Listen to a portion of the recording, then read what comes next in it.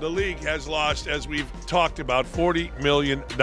Even this Chaos erupted as the WNBA suffered a staggering $40 million playoff loss following Caitlin Clark's rookie season. Honestly, I can't help but feel satisfied watching the league hit rock bottom. At its peak, fueled by Clark's star power, the WNBA was pulling in billions. But the moment she was knocked out of the playoffs, everything collapsed. The hype vanished, the money dried up, and this downfall feels well-deserved. What entitled players in the WNBA just can't seem to understand is, you get what you put in, and right now, you are getting exactly what you deserve. All season, you have complained about Caitlin Clark. In short, Caitlin Clark carries the entire league on her back. She packs arenas, sells out jerseys at record speed, and yet gets nothing in return. Her paycheck can't even cover the weight of the racial accusations thrown her way. The WNBA had a golden goose after months of grinding coffee runs, and instead of protecting it, they served it up with contempt. And let's be clear, the scale of this financial collapse is no small matter. I've got the numbers ready, so you'll see just how deep the damage runs. Thoroughly covered that they've lost $50 million, a season, or they were expected to lose $50 million as a league this year. Reports are it's $40 million, not 50, that they're.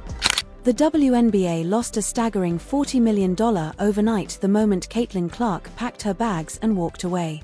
All it took was one player's exit for millions to vanish in an instant. And the ratings? They crashed harder than a lead balloon, plunging by more than 50%.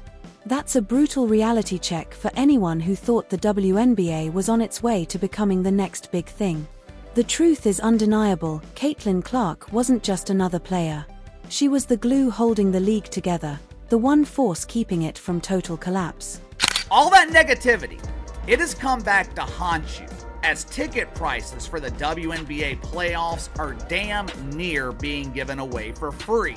And then there were the arenas, ghost towns compared to before. Do you remember how packed the stadiums were during Caitlin's rookie season? It felt like a Where Did All the Money Go tour, almost on the level of a Beyoncé concert. Not anymore. Attendance dropped by nearly half the moment she left.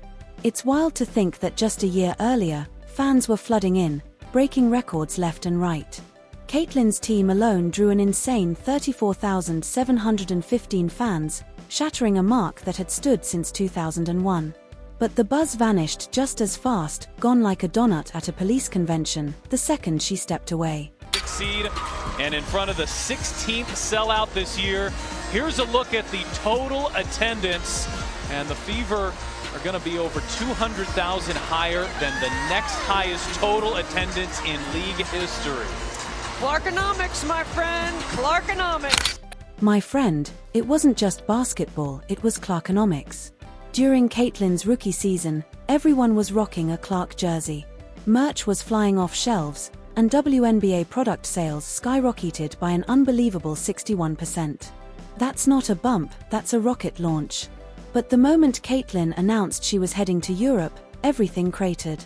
Sales flatlined, sponsors pulled back, and retailers were left scrambling. It wasn't just the loss of a player, it was the loss of the golden goose. With no more golden eggs to collect, arenas went quiet and the fans disappeared. Audience of 929,000, ESPN announced, which is 50% less than the Fever's Game 1 against the Sun.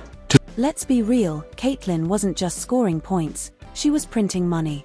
She single-handedly turned the WNBA into a revenue machine, breaking attendance records, selling out arenas, and moving jerseys faster than hotcakes. Thanks to her social media buzz, nearly 2 billion views, people who had never even glanced at a WNBA game were suddenly glued to their TVs. That's a fourfold spike from the year before. Every time Caitlin stepped on the court, she made women's basketball feel like the Super Bowl. a little bit of Angel Reese when she played Caitlin Clark, but everybody else playing in 4,000, 5,000 seat arenas until Caitlin Clark came in. Yeah, viewership was up. Yes, they signed a new TV deal, which is going to pump $2 billion into the league, but they're still projected to lose money. And then there's the money. When Caitlin Clark entered the WNBA, league revenue surged to $2 billion. For the first time in decades, the numbers actually turned profitable, millions pouring in from TV deals, ticket sales, and sponsorships. Over 2.5 million fans showed up across the season, a milestone the league had never touched. Caitlin wasn't just a player, she was a game changer.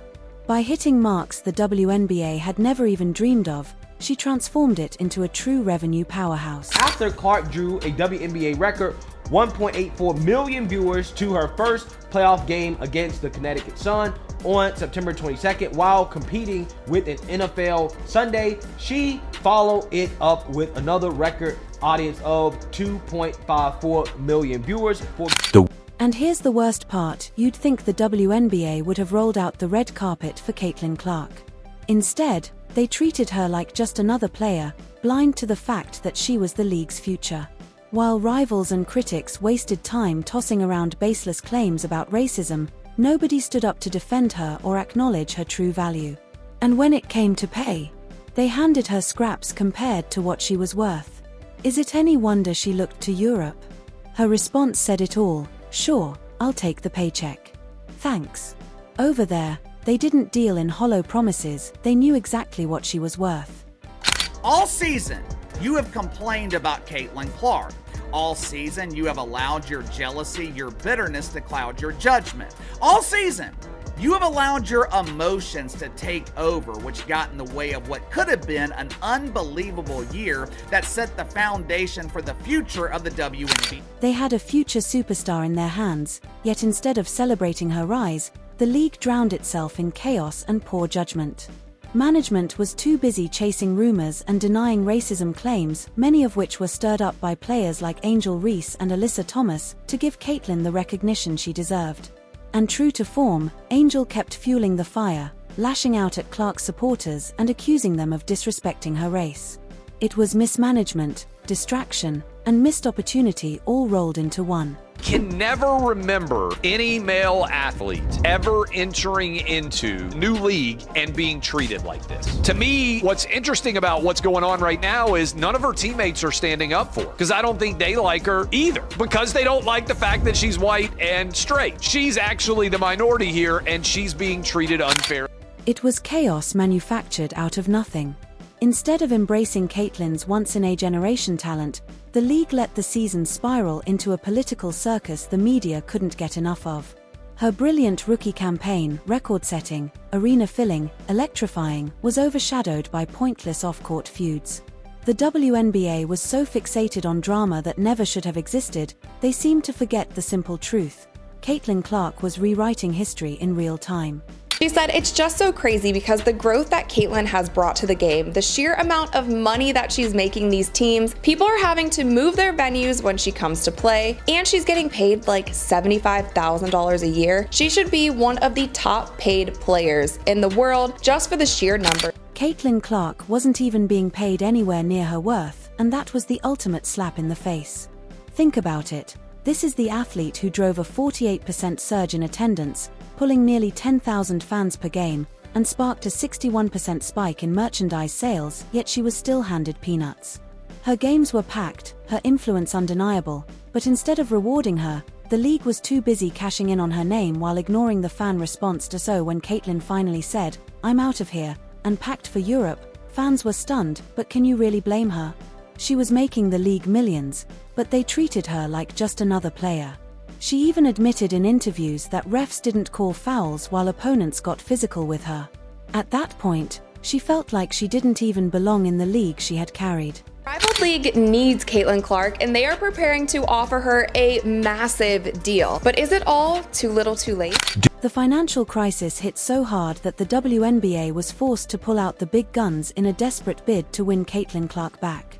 Commissioner Kathy Engelbert herself had to step in, essentially admitting, "We really screwed up." She even apologized to Caitlin personally. And this wasn't some soft, corporate apology. Engelbert went as far as to admit they had grossly underestimated not only Caitlin's impact on the court but also her ability to drive the league's financial engine.